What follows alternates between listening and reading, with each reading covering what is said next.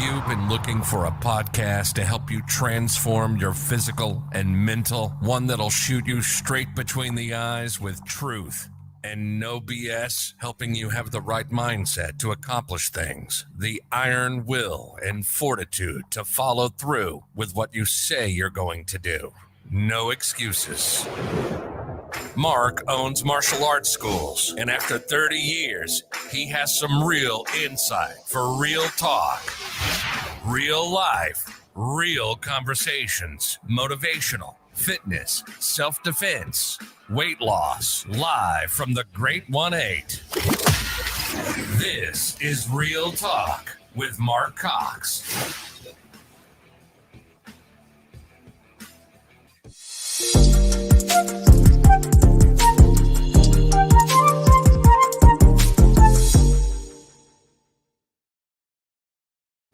All right. Now, how fancy was that? That's pretty fancy, right? Fancy. That's the first time. So you know, I usually edit all that, right? I'm like, so I got this new toy. That's why you see me playing around. So now I can do the intro right before we go on. So you're the first one that I've done that with. What an honor. Usually I have to ingrain that. I'm going to put a little video in the background for next time. So it's not just you and I looking at each other, but that was the first time that I got to do that on Beyond the Mat here. That was fun. Very cool. And then we'll get to do the same thing at the end. We got a little one at the end too. All right. So we are live. I get to have Gabby today. You go by Gabby? That's what you say on Facebook. Yeah, that's what I go by. My son's name is Gabrielle. That's the female version of Gabriel. Yes. All my kids are named after the angels, Michael, Gabriel, and then Daniel was from the Lion's Den. And then I have Ariel. Oh, so all my kids end in EL. Of course, all my kids are grown adults. Matter of fact, I have a child that is your age. You're 25, correct? Yes, I am. Yes, my youngest boy is 24, graduating college in May. He's your same age. Did you go to college? Yes, I did. Did you like college? I loved it. Did you? I did. See, Mama's on already. You see that? Mama Bear is on. Hey, Mom. So now all your nerves can go away because now you got Mom on. So she's once Mom's on the phone, you're all good to go. When Mom's online. Well, let me read a little bit about your bio, Gabby, and we're gonna get right into the show. Okay. This is Gabrielle Morales, 25 years old, lives in New Jersey. Years after a traumatic loss of her younger sister to a rare form of leukemia, she found her purpose and truest passion and currently works for Be the Match as a recruitment coordinator, helping to add more donors to the registry for patients with blood cancers and disorders. Sounds somber now, doesn't it? There's light to it, I swear. Yes. So let's go into it. Let me ask you about your college. Where'd you go to college at? So I attended Montclair State University. It's about 15 minutes from New York City. It's in northern New Jersey. So that's why I'm currently residing in northern New Jersey. I loved it. I have family in New York, so I wanted to be closer to the city. So that's where I'm at right now. I know your mom goes a little to New York sometimes. You know, some coffee. She has the true accent. I do not, unfortunately. And so I am going to send you a video clip of your pops, though, today. And I want to send it to your mom, too, so she can see the gangster that she has married. So real gangster. Come on. Why are you dissing on pops, man? Come on. So so let's talk about out of college. Were you going on a different route before we? Yeah. So the reason I attended Montclair, so there's only a few colleges that have the program that I was looking for. Hey, Titi, my aunt is on. So I actually wanted to be a child life specialist. And my dream was to be a child life specialist at the Children's Hospital of Philadelphia.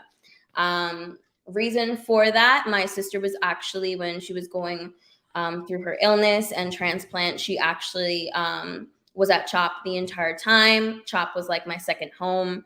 Every day after school, I would go to CHOP to see my mom and my sister because essentially they were living there. So I met a child life specialist there who really just made my experience there not completely terrible. It was really, really scary for me during that time. And, she brought light to it by, if people who are unfamiliar with the profession, what they do is they help the patient through their time at the hospital emotionally. They'll do therapeutic play and kind of show them ways to cope, and also show them, what they're going through. For example, like let's say they're going to get an IV that day. They'll take a doll, they'll show them with a little needle what they're going through, to kind of, make the situation a little less scary. But they don't only do that for the patients, they also really help the siblings and family as a whole. So she would do activities with us in the hospital that helped us be a part of Isabella's transplant experience. So I wanted to be that person for others going through that as well. So that was my original plan and why I went to Montclair. So I've been to these, as a martial arts school, I've been to children's hospitals, and I've also, my son has gone as Captain America and I've gone as the Hulk. That is so awesome. Right. And then I went as Santa Claus one year. I'll never forget this. I've never told your mom this story, but I was as Santa Claus and I was kind of giving out gifts to each of the kids because this was Christmas Eve, because none of these kids were going to be able to be home. So I asked, hey, can I come down and be Santa Claus? So they allowed it. Of course, this is way pre-pandemic, but as I'm getting ready to leave, I had a mom come out and her baby has leukemia.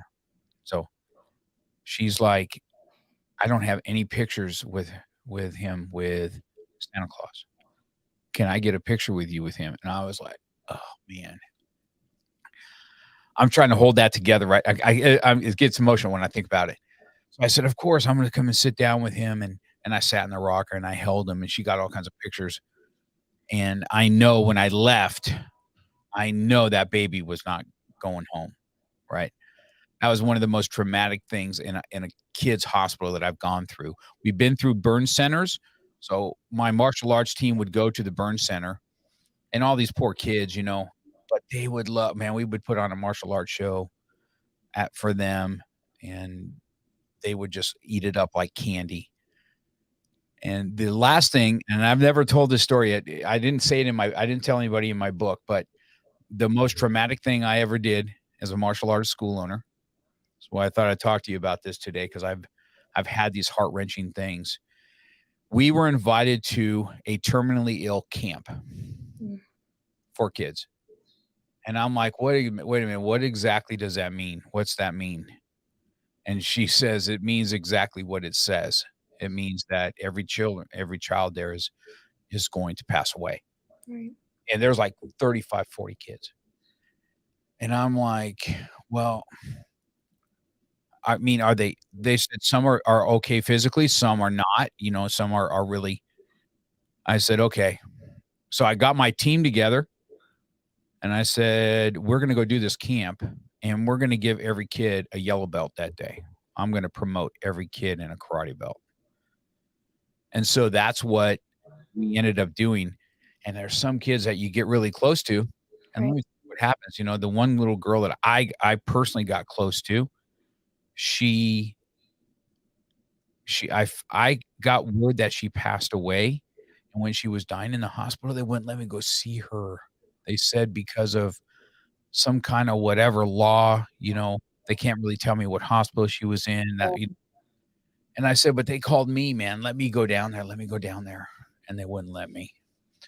And I felt so bad because I know that mom wanted me there and they could not make it happen. The state couldn't make it happen. Can you imagine that? The state, baby's dying, the little girl's dying and I couldn't go see her. I was so upset about that.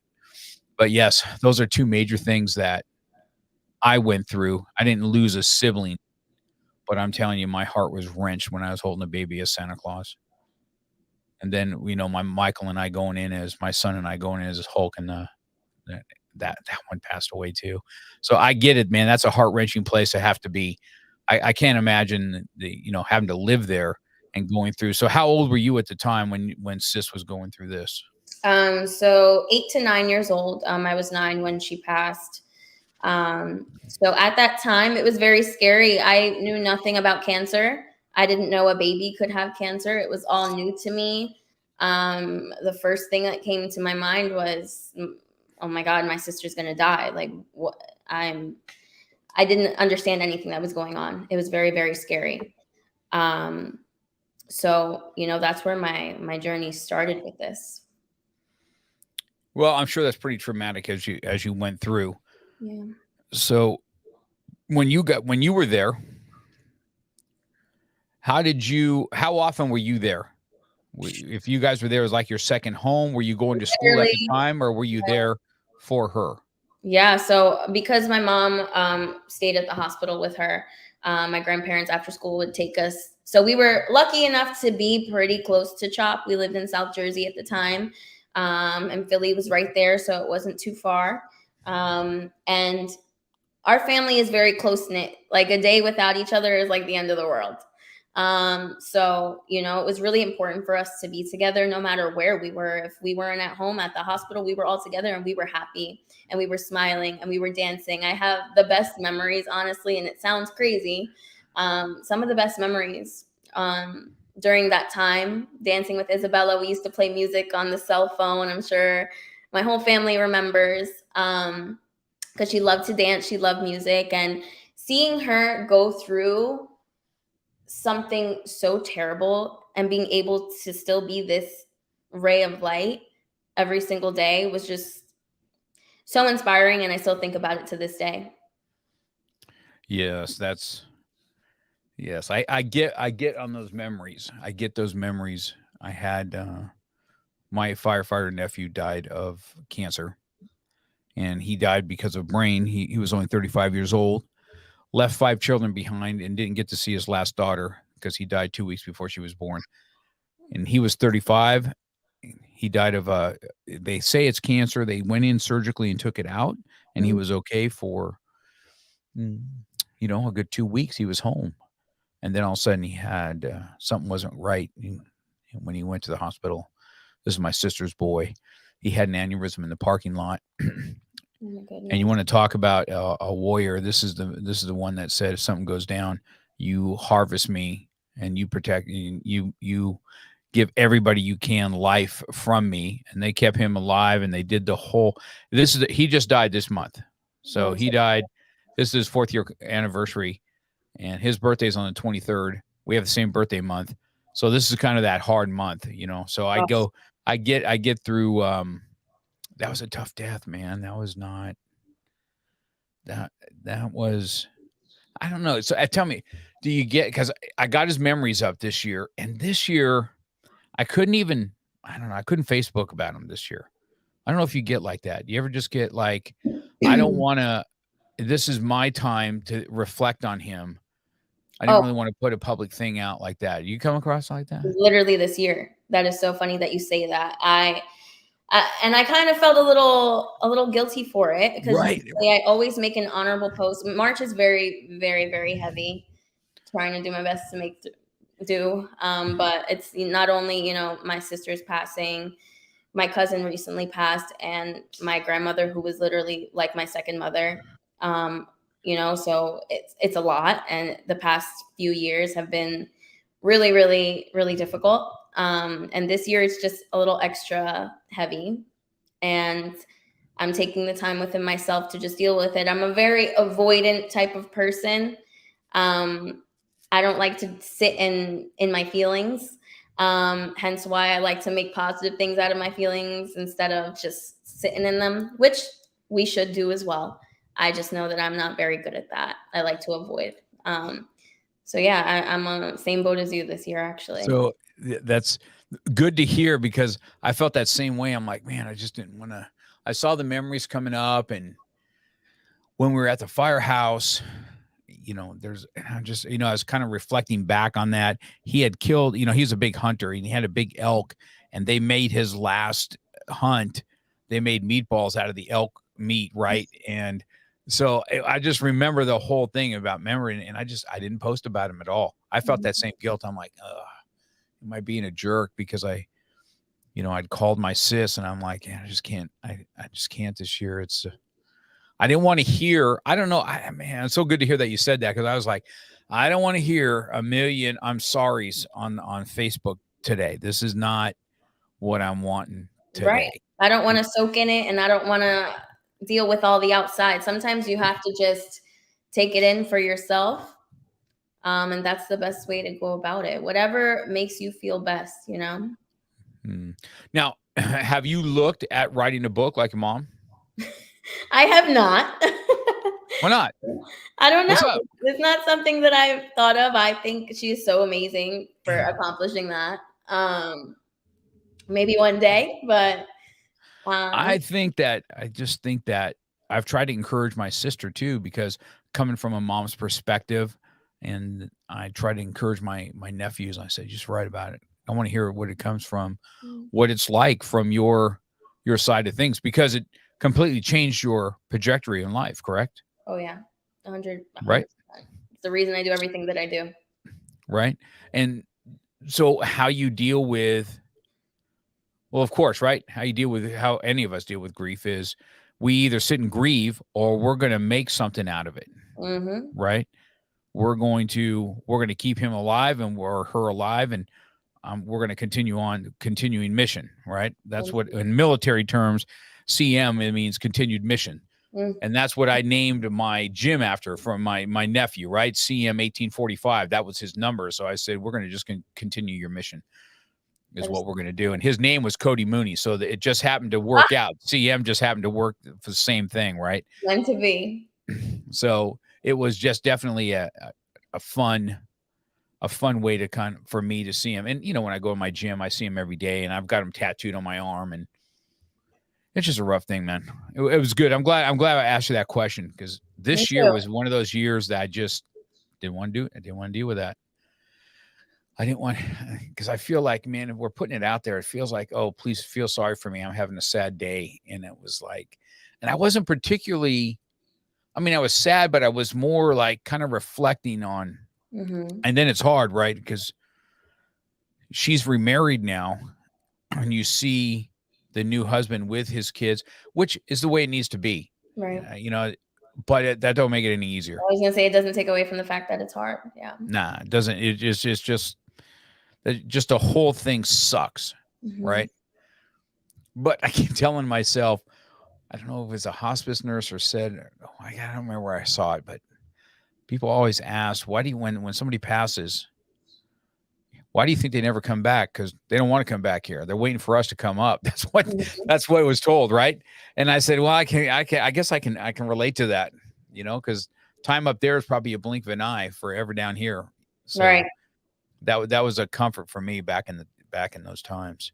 So let's talk about your little who you work for, because I think this is something that, and how you go about doing this, and let's talk about where you work and what this does. Yeah. So I currently work for Be the Match. I'm a recruitment coordinator. So I manage the states of New Jersey, Pennsylvania, and Delaware. So I handle all the logistics for events. So for anybody who doesn't know about Be the Match at all, this is your first time hearing about it. What we do is we help patients who have blood cancers and disorders. So like leukemia, lymphoma, sickle cell. Typically for these patients, one of the only known cures is to find a matching blood stem cell or marrow donor. So in my sister's case, she did need a donor. And we actually worked with the National Marrow Donor Program. So Be the Match is under the National Marrow Donor Program, also known as that. And that's when I was first introduced to Be the Match, National Marrow Donor Program, through the experience with my sister. So at that time, I actually attended my first drive at 9 years old for my sister. We had, our community rallying around us, and they knew the true need of the fact that Isabella really needed a donor, and me and my brother were not matches for her. So typically for patients who do not have a match, their siblings are their best bet. They'll go to the Be the Match registry. So at that time, when my sister she found a donor, amazing man who was so selfless to donate his peripheral blood stem cells for my sister. And it actually gave us additional time with her. Although she did pass on, we are so thankful for him. And so seeing that really inspired me. And although I didn't know this was going to end up being my career years later, I still wanted to be involved. So I've actually been involved with Be the Match since then, doing drives. I actually, in college, through my sorority, as soon as I crossed, I was community service chair, loved community service. I was like, can we please do a drive in honor of my sister? I think we did in October in honor of, that's when she passed. And I continue to do it ever since. I met somebody who did this as their career while I was en route to do child life. And there were a lot of obstacles along the way. And now I know why. I was going to apply for an internship to be a child life specialist, child life internship. And during that whole time, I met her. She told me that she did this for a career. She worked with a network partner under Be the Match. And I asked if she had any internship opportunities. Ended up working out. I landed an internship my senior year at Montclair with the network partner under Be the Match, Equal to Silva Foundation. And that's where it started for me in 2018. A couple months later, they reached out to me asking if I would be willing to apply for an open position in the Philly, South Jersey area. I was still living with my family at the time. So it was like, when you just know it's meant to be, and this is for you. I knew at that moment that all the obstacles I was facing in my original journey were because I wasn't supposed to be there. I was supposed to be here. And ever since then, now I directly work with Be the Match. So I went from the recruitment center to now directly recruiting with Be the Match. And I love what I do so much. And where I'm supposed to be.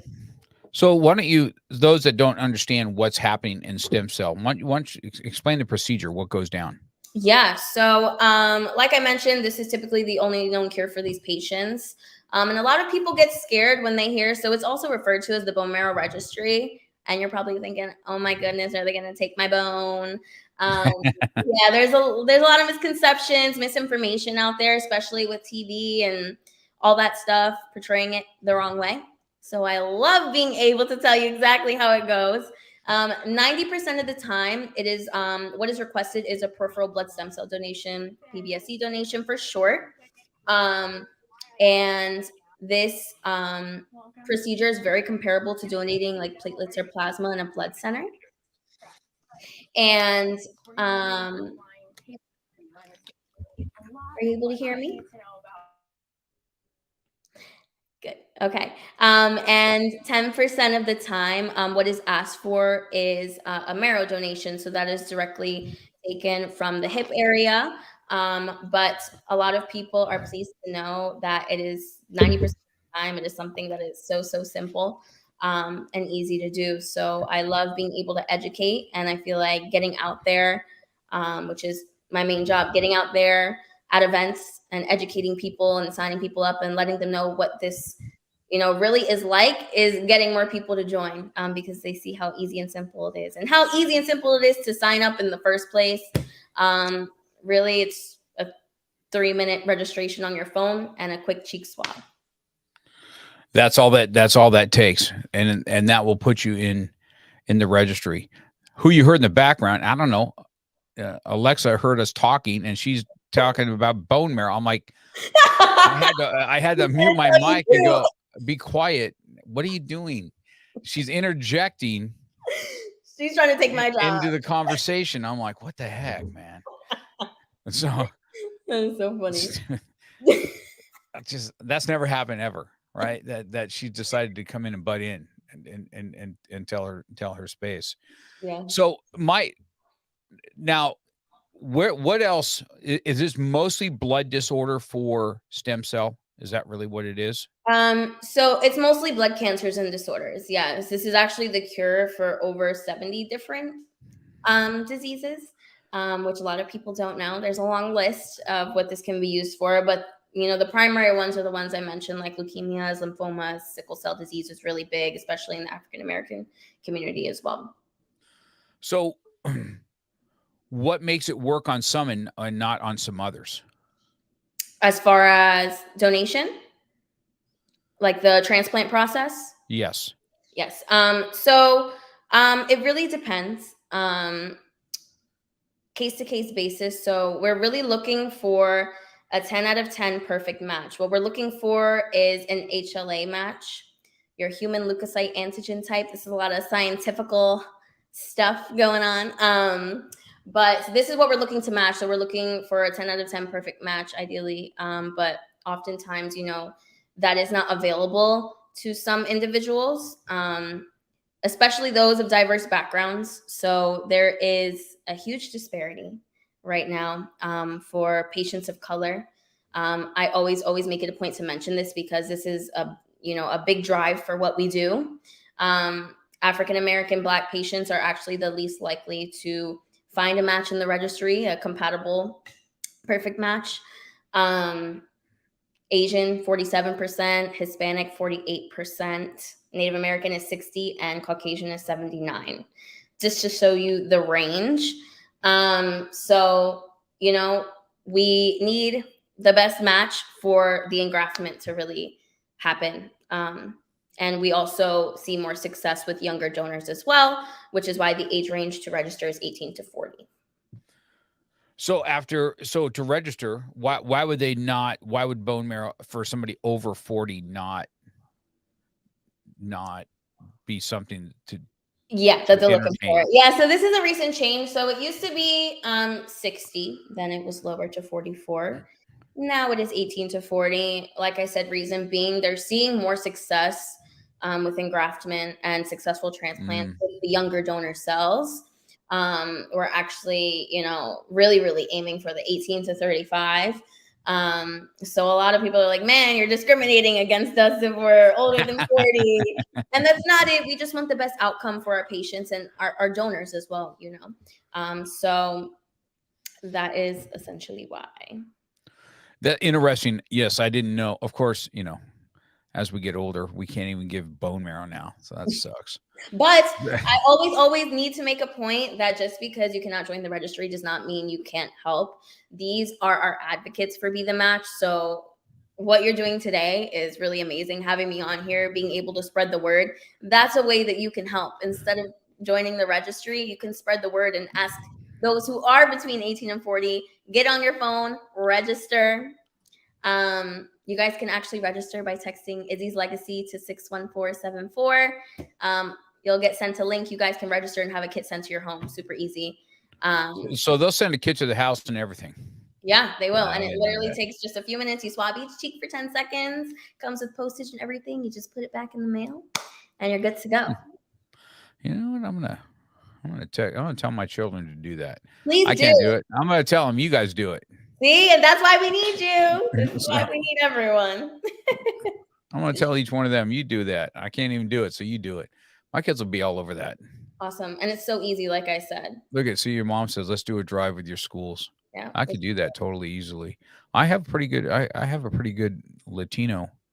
Oh, yeah? And African American here, believe it or not. That's what we need. And like I said before when we were speaking, for people who are watching may not know, there are people like me who work to coordinate these registry events literally throughout the country. So although like I'm right now based in New Jersey, Pennsylvania, and Delaware, there are people like me all over California, Florida, literally anywhere. So we should do a drive here, and you should fly to LA.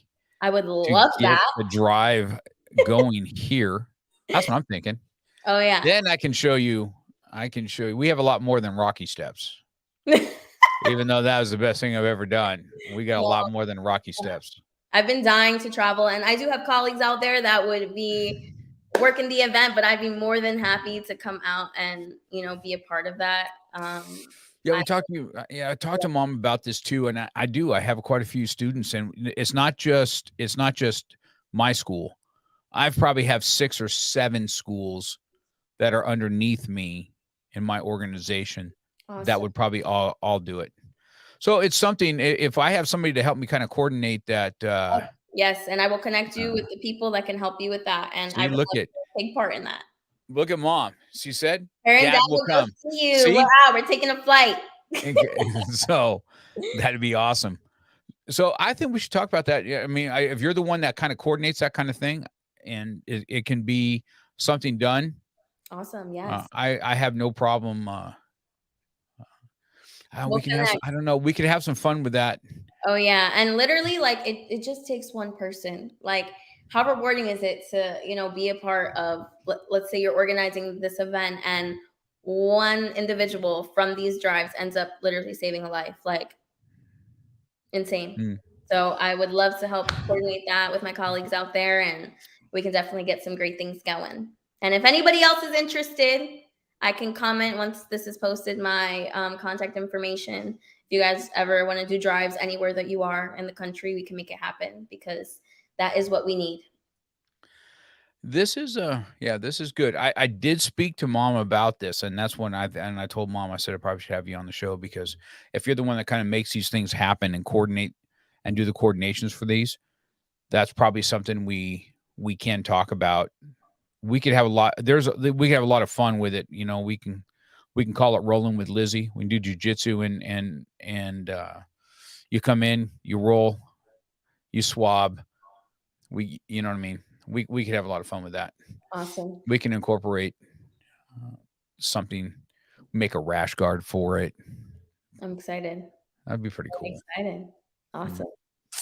Well, I think for sure what you probably should do is get a hold of me. And what you need to do is you need to force a date on me. Oh yeah. Once you force a date, then it'll be on. Awesome.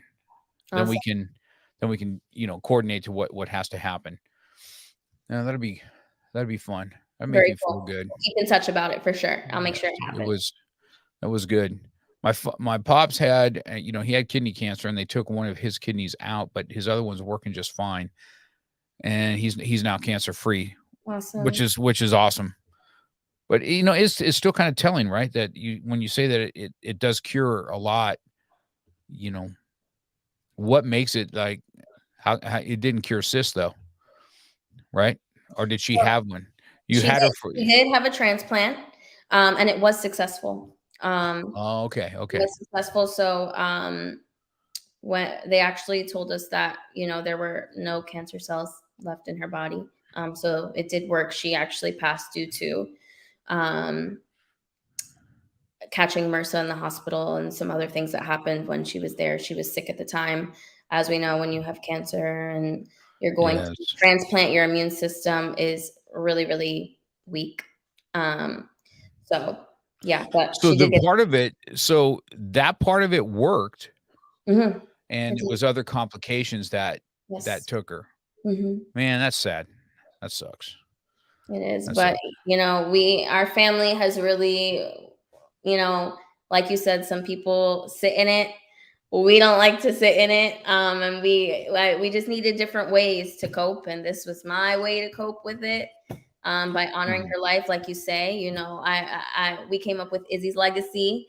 As soon as I started with Be the Match, that was, what I was going with, Izzy's legacy. I'm keeping up her legacy. I'm helping families and patients like her. And I get to do that every single day. Like we have so many patients in the area that we're working with, and just being able to be that person for those families that we once had from NMDP. It's just insane, full circle. It's still crazy to talk about that I'm living this life right now. Yeah. Well, so tell me, what do you think is the reason why the Latino is one of the lowest ones? Why is African Americans, why are they not? Well, I don't know. I haven't really heard about it myself, to be honest with you. So where does that lie? So it's because, you're more likely to match with somebody of your same ethnic background, which is why we need more of these individuals in the registry and why this is such a huge problem. So that is why these patients are not really getting, they don't have as much of a chance as finding a match because there are not enough Black and African American people in the registry, Hispanics in the registry. A couple reasons for this: lack of awareness and education about Be the Match. Did you know about this until you met me or my mom? No. So a lot of people don't know about Be the Match, unfortunately, unless they know somebody that has been affected by a blood cancer disorder, maybe. I'm sure didn't know. So now we're starting to get that awareness because we are making sure to hit all the college campuses in the country, as many as we can. That is our bread and butter. really getting our branding out there and getting the name out there and getting the information out there. So we saw that, in these communities where, let's say, they're heavily Black, heavily Hispanic, we need to make an extra effort to be in those communities to increase those numbers. So really a big lack of education and lack of awareness is a really huge one. Another thing we talk about is, medical distrust and, minority communities, and with that, and really being able to educate them and give them that reassurance of what this is really about. So I think those are really the two big things. So I would imagine then once a diagnosis happens, I would imagine they go to the family first, correct? That's what everybody does. Everybody tries to get a match there. Yeah. And so your best bet is going to be your siblings. But as I mentioned before, a lot of cases you would think that your sibling would be your best match, and they are not. A stranger ends up being your best match. And so that's when they would turn to, look within the registry to see from an unrelated donor if there's a match found. And a lot of times, even, I mentioned 79% for Caucasian patients. I actually had a set of twins that I was working with, Caucasian. We had like 1,000 people come out for them on one day for an event. 2,000 people registered online. They were Caucasian. They had no matches in the registry. None.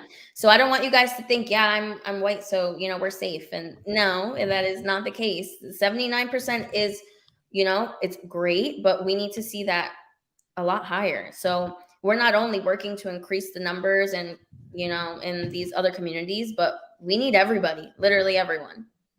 So how much did it increase when you started? Where was it? Have you seen increases over the years? Yes. So I always say, so when I started with Be the Match, Black and African American was at 23%.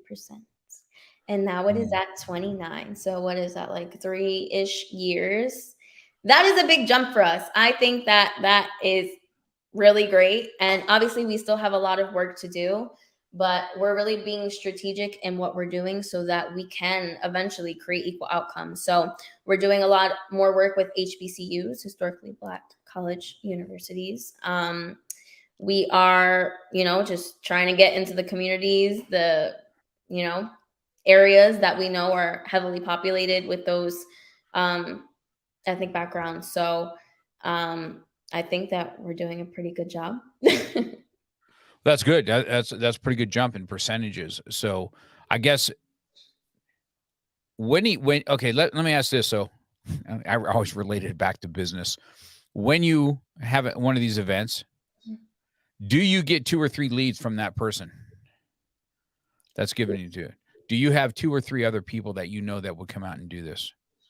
Yeah, all the time. Yeah. So I'm telling you, like these events, like one of the main jobs that I have is when I'm out at an event is to make connections and connect with people that would be willing to do this, with their club and organization on that campus, or with their workplace, or literally anywhere. So that is a big part of what I do. I'm always just trying to say, hey, what do you do outside of here? Or what's your major? Or where do you work outside of here? So that we can continue to create those leads and grow and have more events and more exposure.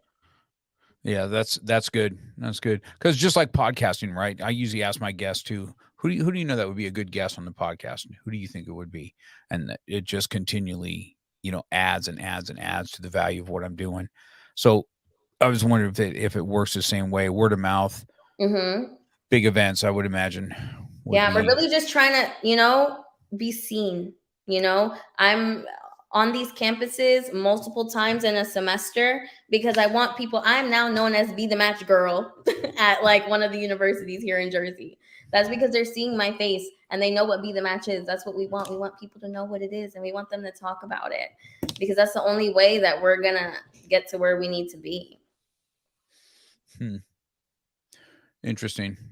I guess I just wonder on how it's so weird how we have this kind of digital age.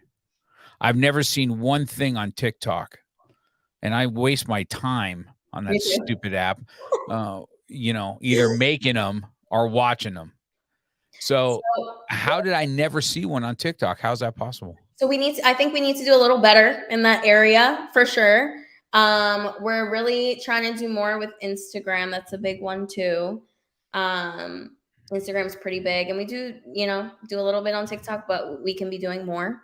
And if we're open to ideas on how to get more exposure on platforms like that. And obviously we have our PR social media team that handles that. I'm not in that area.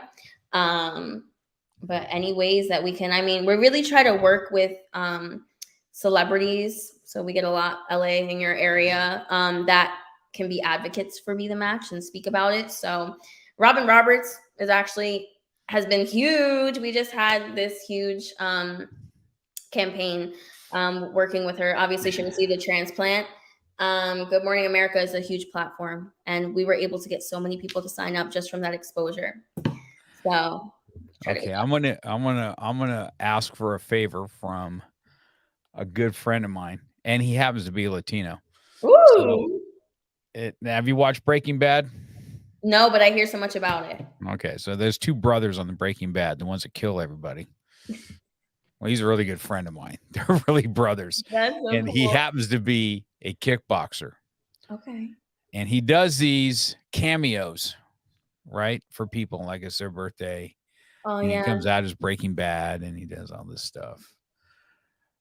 I'm going to have him do one for you. He's going to do one for me. Okay. I'll call him today. We'll use Izzy's name. Oh. He'll bring the Breaking Bad, the bad boy into it. Oh my God, that would be so amazing. And I will have him go in character, and then he'll have a good talk. He did one for my birthday a couple years ago, right? It was funny. That is so but awesome. If you haven't seen Breaking Bad, all you got to need to do is Google Breaking Bad and say twin brothers, and you'll see him. He's the taller of the one. His name is Lewis. And he will. I was just thinking about that. I said, who do I know that's pretty? That is so awesome. That is so awesome. See, it's really about like who you know as well. Like it could make the biggest difference. He could reach an audience of people, and one of multiple people from that audience could end up saving a life. I'm going to call him today. I'll call him when we're off the phone today. I'm trying to think too. I'm trying to think about students I have here because people would be really shocked to know who I have. But I have one of the keyboard player for Earth, Wind, and Fire is one of my black belts.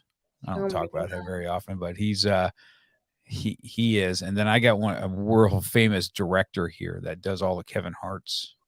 Oh my God! See, so all that in LA. Yes, I was just thinking, man. I'm like, I got some prominent guys here, man.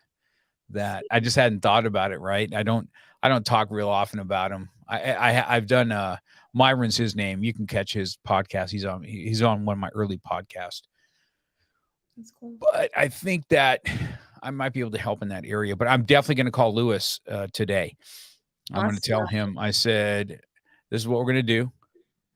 And then what we'll do is I'll make a phone call with the three of us on it. Cool. Yes. Okay. But you're gonna have to go look them up. I can't go. I got this. She's never seen Breaking Bad or I'm Better gonna Call watch Saul. it. I'm gonna start watching it today. Oh my goodness! I'm sorry, I'm not a big TV person. But I knew what it was. I knew about it. It's on Netflix, right? It is. It is on Netflix, as a matter of fact. Right now, it says Better Call Saul and Netflix. See, right now, the Better Call Saul is the spinoff from that, right? Okay. And he had a major part in that. That right now, that's why he's kind of a hot commodity right now because it just came out last year. But he will do a cameo, and you'll have this cameo forever. He'll do this as a favor for me, for sure. Awesome, 100%. man. We are so lucky to be able to literally have people sign up from their home, which is why stuff like this is like so amazing because we don't have to have a live event. Like, yes, we love having our live events and we get you swabbed right there and then. But if somebody's hearing this and, they're not at an event, they can literally sign up from their home. So easy, get it sent to them. And we're so thankful. A lot of things have changed post-COVID, and we've found different ways to do things. So, yeah, super awesome. Really excited. So, yes, it'll be fun. You'll get a kick out of him. He's definitely not his character. So weird. He's the nicest guy ever. He's got he's tatted up. He looks like he just got out of prison. Kind of like your pops, how he's just looks like a gangster. My you know what I mean? He's not gangster. He's full on gangster. Come on. And so I want to go. I said I want to walk. I said I want to get the right suit, and I want to walk through Las Vegas casinos with you. Oh my! Like he's the mob boss. I feel like he gets that a lot, actually. He does. That's what we all said about him. So that's kind of good. Good. I want to be able to help with that. Cool. Yeah, you're gonna have to. What you're gonna need to do though is you're gonna have to. Anybody that knows me, I'm a great visionary, but I need people. You need to push a date. You need to have a date, and then we will get to work. And my assistant, the one that did all the artwork for this podcast, she'll put something together.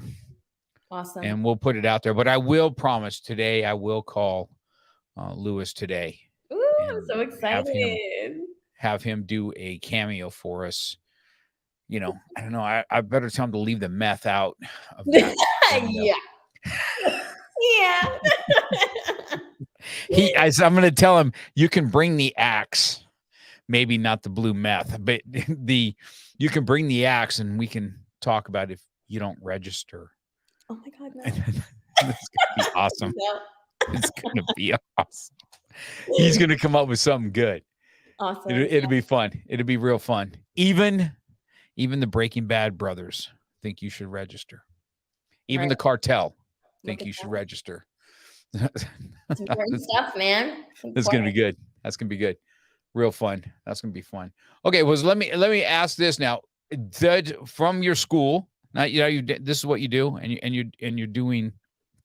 You kind of coordinated the events for this. Did you get a bachelor's degree in school? Yes. Yes. Yes, I graduated. That's a good, because I didn't even go to school. So I all my kids graduated college. I said, well, all of you are way better than your dad, because your dad tried college and it sucked. It isn't for everyone. You can still be successful. Yeah, I told him, I said, I only wish two things about college. I wish I would have done: understanding personal finance, accounting, and how to write business letters and speech. I said, being able to get up in front of a group of people on how important that is in life. And how to coordinate and kind of write good, solid letters, where you don't sound like an idiot, But back then, we had typewriters and, whiteout. We didn't have like autocorrect. Right. Our autocorrect was start over. So it sucked. So that's just definitely something different. So did your college help you at all with what you're doing now? What did it prepare you for? Such an interesting question. So it's crazy because the skills that I primarily need for what I do now, I don't think so backtrack. I went to Montclair for specifically Go for Child Life. They took out the program maybe 2 weeks after I committed to the school. Insanity. So I had to kind of still do something that would allow me to go that route, just not as quickly and directly. So I did family science and human development as my major, minored in public health, family services concentration. So it was still kind of in that same area. Again, I think that happened for a reason. But yeah, so through that, obviously I learned a lot of good stuff, but not necessarily the big things that I need for this. I even think that I was part of this. I always mention this because this is really where I learned a lot of what I do now. FCCLA, Family Career Community Leaders of America. I was on state leadership for that organization. It's national. And they taught me a lot about professionalism, how to public speak in front of like a huge audience. That I learned all of that in my high school years. Through my sorority is where I actually learned a lot of the skills that I use now, I think more than the classes that I took to get my degree. Isn't that weird? And a lot of people will tell you this. Like did event coordination through my sorority. You know, I was philanthropy chair. We had to coordinate, you know, different programs. We had to host different events. We had to speak. And all the planning that went into it. That's what I do now, event planning. I'm planning these registry drives. I'm doing presentations. I did all of that through the development through, you know, sororities are not just all fun and games. Like there's a lot of professional development that comes along with that. Networking, all that good stuff, which is why I recommend that to anybody. So you would think that, you know, my degree would be the bulk of what taught me what I do now, but it's just weird, right? yeah. My son got a degree in recreational management. You want to know why? So my son's college career consisted of, what do you do in this semester? Well, Dad, this semester we're doing wakeboarding, rock climbing, caving. And I'm like, what? And he goes, Dad, I had the best time ever in college. It was so fun. And so he got it in recreational management. So I'm with him the other day. And he's helping my dad, you know, tie some fence up, right? And I'm watching my son, and he's like taking this rope and he's zip-zapping around. And I'm like, I said, is that what you learned in college, how to tie ropes right there? And he goes, oh, yeah, this was a class, Dad. I said, your education boils down to tying the rope for Grandpa's fence today. What the heck, dude? It's crazy. And he goes, crazy. But I can wakeboard really good, Dad, and I got good boating safety. I know how to, you know, go down the zip lines and all that. I'm just like, oh my goodness. Well, you know, son, college taught me a lot of college taught me how to live on my own, you know, be independent. There's a lot of, I had the best time in college, you know, a lot of perks. That's good. So fun. That's so fun. All right. So here's what we're going to do. Here's before we end this podcast, you are going to figure out a date. I'm going to kind of give you a time frame, because I have another school that will join this bandwagon. That's one of the biggest schools in our organization. 300. No. He's probably at 400 members. Wow. He's in Georgia. Cool. So he will join what we do for sure. Awesome. Then I'll get all the schools here in my immediate area to do this. And I believe we have a school that's not too far from you in Manassas. That is Virginia. Okay. It's not too far. You know what I mean? It's on the East Coast. So you will help me coordinate that. Yes. And then I will use you to facilitate to help. Because what I'll end up doing is I'll pitch the vision, and then you're going to tie in the details. How's that sound? 100%. And like I said, there's people like me in all those areas who will be on site, able to do all that. If I'm able to be there, that's awesome. But so we'll all connect together and figure out a plan, and we'll get this going. That'd be good. That'd be good. Now, is there any other that you are involved with, any other kind of charities that you are involved with outside of this, from that hospital or anything of that sort? What's it like? Not right now. Nope.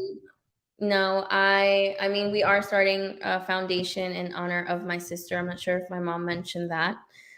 So we're in the works of developing that. And your mom said she's doing something about, she's got an event coming up in September or something, right? Yeah. So we are going to be the two Izzy's legacy. Yep. So the two primary things are obviously for the foundation. We want to raise funds for families that are going through, you know, the hardship of being in the hospital and transplant, because, you know, there's a true financial burden with that. And then also being able to, through the foundation, spread awareness about the need for more minorities on the registry. So we're going to be putting a lot of work into that coming up. Okay. So is that foundation set yet or not? It's in the works. Not officially yet, but it's coming. Mm-hmm. Okay. So here's the thing. Every year for my birthday, I do something. On my 50th birthday, I fought in the cage for 50 minutes, right? So that's what I did on my 50th. Oh my God. Every year I do some crazy shit. So this year, and I'm always kind of looking to, okay, how can I raise some money for people? So it's not for me, right? How can I raise some money? But you don't have to have a foundation for me to raise money. You'll put it in the foundation if you get it, right? Yeah, 100%. Okay. So I'm turning 62 in a couple weeks, and I'm going to do 62 minutes of straight jujitsu, right? Different partners. Every 5 minutes, someone's going to come in, probably whoop my ass Oh my by the God. time I'm halfway done. Yeah. But I think I'm going to make them pay for the minutes, and then I will donate it to you guys. How's that sound? So awesome. You guys will put that money away for me? Of course. Thank Because you. then I had to give me something to, right? It'll give me something to strive for, and it could be a stepping stone of getting the bone marrow thing out there. Thank you so All much. right. So today I'll get Lewis. You were going to help me find a date, and we're going to facilitate what we do. I will springboard it off by raising money for that foundation. For if you're going to spend, roll with me. It looks like Jose's on here. Jose, you should fly down, and you should roll with me, bro. Hi, Jose. That is so awesome. Thank you so much. So I think that's what I'm going to do. I'll put it out there. We'll see. We'll see what these tribes are going to do. If they're going to, I'm going to tell people to sponsor other people too. Hey, we got this, this, and this. Who's going to sponsor his 5 minutes? Who's sponsoring this? And let me see what we can raise. That is so let me see what I can raise for. It'll just be fun. Now, see, now I got to think about that. I got to come up with a cool name, have her name in it. Yes. Oh, this is so awesome. Thank you. Okay, so we got work to do. So you're gonna have to. Now I know me. I'll venture off on the next thing. So you're gonna have to keep me centered on what I said to do. I'll tell you what I will do today. I'll get a hold of Lewis today for sure. That will happen. And then Loop me in. We'll figure it out together. Look at that. Look at your mom. Look at this. Get busy for Izzy. That's what we say. Get busy for Izzy. So that's gonna be good. So that's where I'm going to be at. I leave for San Antonio this weekend, and I will guilt everybody there to donate for my 62nd birthday for the roll. I'm going to get every one of those guys to give me money while I'm there. And Jose, just go ahead and bring cash or your checkbook, because I donate to everything you do. Now you're going to do it back. I'm just telling you. That's what's going to happen. So, sound good? Thank you so much for the opportunity to be on your podcast and spread awareness. And thank you for everything that you're doing. If there's anything that I can ever do, let me know. Jose is already there. See, Jose's in. For the cause. Thank you.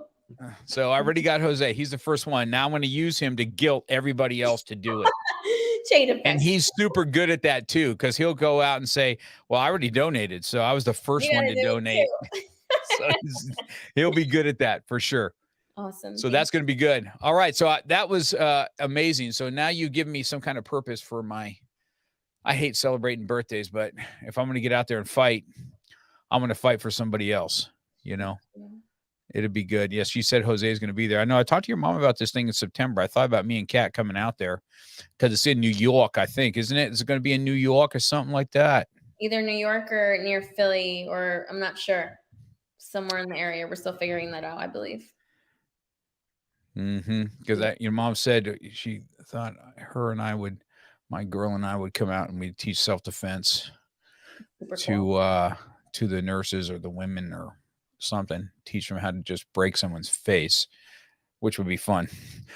So that's what I'm talking about. So, all right. Well, I appreciate the time. We'll get this together, and when I get off this line, I'll call and I'll let you know what we're going to do with Lewis. He will for sure do this for me. I'll guarantee it. Awesome. I'm super excited. Thank you so much. All right. Thanks so much, man. We'll see you soon, Gabby. Bye. You've been listening to Real Talk with Mark Cox.